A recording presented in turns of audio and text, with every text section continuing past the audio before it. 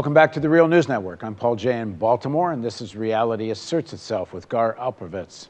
Now we get sort of to the meat of where we're headed with the interview series with Gar. And Gar now joins us again in the studio. Once again, Gar's the Lionel R. Bauman Professor of Political Economy at the University of Maryland and co-founder of the Democracy Collaborative. And his most recent book is What Then Must We Do? Straight Talk About the Next American Revolution. Thanks for joining us again. Thanks for having me. So before we get into what next shall we do, let's just get a lie of the land of the current situation. The traditional theory of capitalist economies, as you go through a business cycle, there's ups, there's downs. If you're rich enough, you'll make money up and down. If you're rich and stupid, maybe you'll lose some, but if you're good at it, you probably won't. When the economy is down, tens of thousands, hundreds of thousands, millions of people have their lives destroyed. Sometimes the business cycle is talked about like it's some antiseptic thing or just a formula. You know, the millions of people that lose their homes and lose their jobs and whose families are destroyed. That's also part of the normal business cycle. But a lot of people are saying that we're no longer in a normal business cycle, that we've reached a point of long-term stagnation, even if there might be little ups and downs. And increasingly, many more people will have their lives destroyed by all of this. So let's start with, before we talk about what a new economy would look like, why would you think the economy as we have won't just kind of come back and life will be okay again for most people? Well, there's lots of reasons why the economy is in trouble. I mean, the most obvious one is that when you concentrate all the income at the top, people don't buy, they can't buy enough. They can invest it, or they can put it under the mattress, or they can put it in stock speculation, but they've got a house, they've got 2 houses, 3 cars. They can't purchase enough, Keynesian ideas, to stimulate the economy. So that's the same, you have this in Marxist theory in another way. By and large, if you concentrate it all at the top, there's not enough purchasing power to make the rest of the system work. So what happens is you throw people out of work, and you have an economy within a large population, large numbers of whom are out of work. So I think that's the central phenomena that's gone on, concentration of income and wealth at the top, and no way to reallocate it for purchasing power. The second thing that's gone on, to really answer your question, that has typically led at some point to a big crisis, a big Great Depression style crisis. But the oddity of the modern era now is that, you know, in 1929, before the Depression, government was 11% of the economy. That's the floor. It's now about 32%. So that the floor is at a very different level. You can go down, but you've got a buffer that brings it back. You've also got some Keynesian policies. When trouble really hits, the corporations go to the government and say, spend money, some money. So it keeps it within a certain frame, and the language that some economists are now using, and they never used before because it was too left-wing, this is secular stagnation. As opposed to cyclical. As opposed to cyclical, well, it's always going to come back and boom again. No, it's going to be decay and secular. I call it stalemate, political stalemate, stagnation, and decay. And that's the very different model of where we are and where we're going.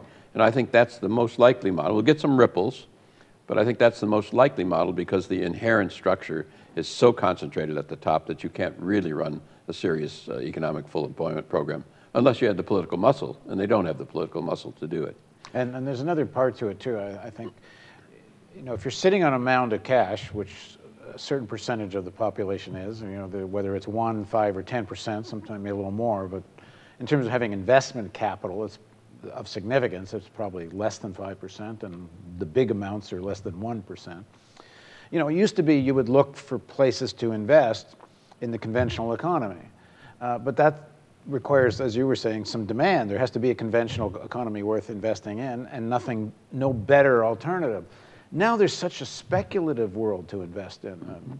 I think, you know, the size of the derivatives markets are, if I understand it correctly, are something like 3 times the global GDP. You can just gamble with your money. And that's what they're doing. And it's a higher return. So you'd actually, in some ways, you don't give a damn what's happening in the rest of the economy. Well, that's at the very top, that's what's going on. It's a gambling casino, and that is true. They used to be, the other piece of this is, there used to be a capacity, and many liberal economists still kind of wish this were true, that you could get the government to intervene and spend money, build bridges, build highways, housing, hospital, everything, which would stimulate the economy in Keynesian fashion. And I think that would, in fact, work if you could do it, at least to a certain extent. But the capacity of liberalism, and remember, I worked in the House and Senate at one point for liberals, that's really over to do that. They don't have the strength to do that anymore. And it's not just the Tea Party. First, labor unions used to be, and that's the muscle of the traditional liberal program, and we'd be better off with a liberal program. A lot of people are getting hurt, so I'm not one of those people who say, and it's good that it's getting worse. Much better to have people helped out. But that depended on a very strong labor movement. 35%, 34% of the country was organized in the 1950s. It's now down to 11% in unions, 6% in the private sector. So the muscle behind the old liberal program, it just isn't there to push a Keynesian solution or a big stimulus program. It just isn't there, which is another reason why stagnation is there. The government is substantially larger. It's not likely to go all the way down. On the other hand, you can't get it up. It's a very decaying. One of the things it does, it teaches people that something's really wrong.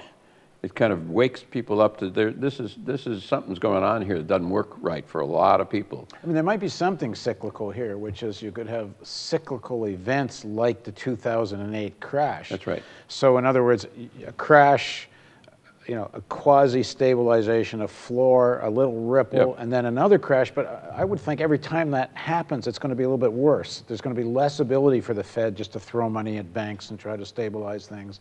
You know, each time that decay is going to be in, you know, instead of the official 7 to 9% unemployment, we could be getting not very far away, where 13 to 15% unemployment starts to be kind of a norm, although many people think it already is. Well, right now I think it is closer to 15% if you really measure all the people who dropped out of the labor force. So stagnation, decay within, and cycles within is probably right. How high they'll go, how deep they go, that we don't know enough about that yet. But it's, and what do you think are the political ramifications of a decade or two or more of this kind of economy? That's the central and very important point, because in some ways the whole liberal movement, which was able to do progressive programs in the New Deal, the Great Depression, and the post-war boom, in some ways that was a total aberration. It's really hard to think about it. And what it depended on was a massive global collapse, and the fact that there was a Republican in office to take the blame. Hoover could have been a Democrat, then the Republicans would have taken it. And we got one boost of legislation, mainly dependent on this crash, global. And then World War II, destroying all of our competitors, and the post-war boom, cash saving, so forth, very unusual.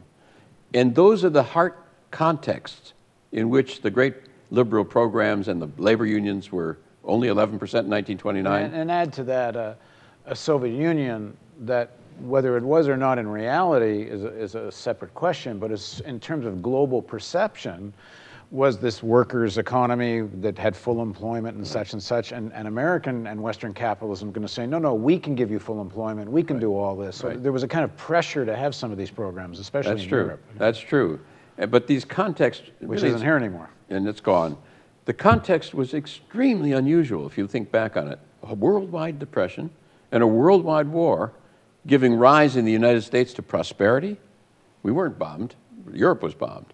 And the American working people, the unions, it was a boom period of the post-war period. That's when you got all your progressive legislation. And that's declined. That's gone. We've got competitors everywhere. We haven't got any labor unions of any great strength anymore. So the whole formation to produce a liberal solution, which might have helped, I'm not against that. It'd be good to help a lot of people in pain.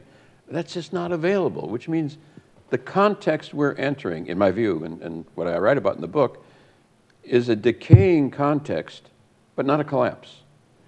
And that's a place where people have time to learn and build and begin to develop alternatives. A collapse is very, very difficult to organize in. You might or might not win, but in decay, people learn and are open to new ideas. That's what we're finding on the ground all over the country in some of the work we've been doing. Very interesting. They know something's wrong, and yet this is not a collapse. So what do we do tomorrow? How do we build? That, I think, is a very important way of understanding the next couple decades. So there's kind of two parts to this. There's how does one get some kind of political power, political formation, to implement policies that lead to a new economy. But I think it's very difficult to get to that kind of politics unless there actually is a vision that's fairly worked out about what this new economy might look like. I think it's very hard for ordinary people to buy in, to vote for something or fight for something, which is just some slogans. Absolutely. So you know, there's a few people around, and you're one of them, and the group you're working with, that have been trying to put some meat on the bones of what would a new economy look like, both in terms of the economics and the democratic politics of that. So let's kind of start with the outlines. Well, it's even more profound than that from where I sit. We need to do something that makes sense, because there's a lot of people who've tried to do progressive things and it doesn't make sense what they're trying to do. So you need to think it through to have integrity to the vision, you know, starting with yourself. So, and also it's not just about a vision, that's necessary, but one step down from a vision. Vision's about values, equality, liberty, community, ecological sustainability. What are the institutions that make up a system that would actually produce those values? And let me just add one thing. When I say vision, I don't have a technical version of what vision means, because for me, when it's a vision, it's all of, it's how would you implement it? But I think it's very important that it's not some utopian thing that someday in the future we will have this model society.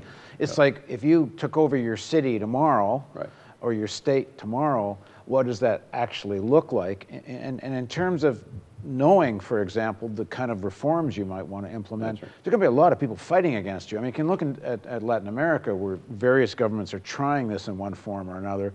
It's a war. It's a class war. I think that's critical. What is interesting, if you begin to understand the context of an emerging long-term context of decay in which you're operating for, there are on the ground in the United States today, there are literally hundreds of examples that begin to point towards the new society, practical things. And people are doing it across the country, but the press does not cover what's going on. In one form or another, there are 10,000 worker-owned companies in the United States on the ground. Some good, some bad, some better, but they show you what you can do. And we've been working with some very interesting advanced models in cities like Cleveland, where the largest, and they're large, they're not little companies. So if you want to do changing who gets to own wealth, and who owns wealth is the heart of any system, whether it's feudal system with land, or capitalist system, the corporations, or some of the state socialism of the Soviet Union, the state. Is there a way to own capital in a way that's much more democratic and builds a different model? Worker ownership is part of it, and you can find it in America today, many parts of the country, the press isn't, and it's very vibrant. Co-ops are part of this. If you want to talk about electricity, for instance, cities, publicly owned utilities, public companies, are common in the United States. There are 2,000 of them. 20%, 25% of American electricity is co-ops and city-owned governments. And if you go back to what Marx said, and on the Real News, we actually do reference Marx once in a while. It doesn't happen on much media in the United States. He said socialism is born in the womb of capitalism. These are, and I think the right wing is quite correct when they attack things like public ownership and say this is socialism. It's not yet socialism, but it is an embryo, the beginnings of such things. Yeah, and even more, it begins to be a very community-based democratic form where people participate directly. Land trusts, for instance. Who owns the land in a neighborhood? Many cities now, this used to be a very radical idea. Draw a circle around land in an urban area. Set up a nonprofit corporation or a city corporation. Take over the land to prevent gentrification. That used to be crazy. There are hundreds of them around the country now, and they are another form of changing who gets to own the wealth that begins to point a new direction. So what's exciting about this, and one of the really interesting things about the New Deal, is if you look on the ground, all of the experiments in the 2 decades before the New Deal were kind of the principles that later could be applied nationally. So I see this development, and the press doesn't cover much of it, but I'll give you a website, community-wealth.org. Put the dash in, covers kind of what's going on. And my book, What Then Must We Do, we summarize it.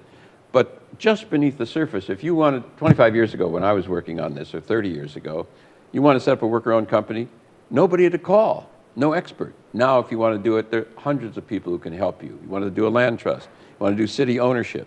You can do that. You want to do state ownership. That's also 27 states invest directly in owning companies. Okay, well, in the next segment of our interview, we're going to talk about one of the world's most advanced, most developed worker-owned company, Mondragon in Spain, and the failure of one of their biggest units, because it shows what's possible in worker-owned enterprises, but it also shows how it ain't enough.